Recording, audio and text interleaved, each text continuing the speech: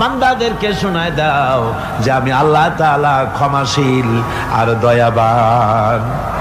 হুজুর কাঁদতেছিলেন। হযরত ওমর রাদিয়াল্লাহু তাআলা আনহু এসে দেখেন হুজুর একা কাঁদতেছে।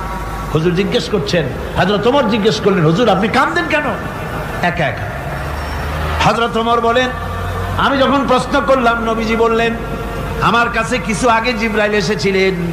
জিবরাইল এসে আমাকে বললেন, আল্লাহ পাক বলেছেন, হে আমার নবী, ইসলামের ভিতরে থেকে যে সমস্ত মানুষগুলো ইসলামের ভিতরে থেকে চুল আর দাড়ি পাকায় দিছে, কিয়ামতের দিন এই লোকগুলারে আমি শাস্তি দিতে আমার শরম হবে।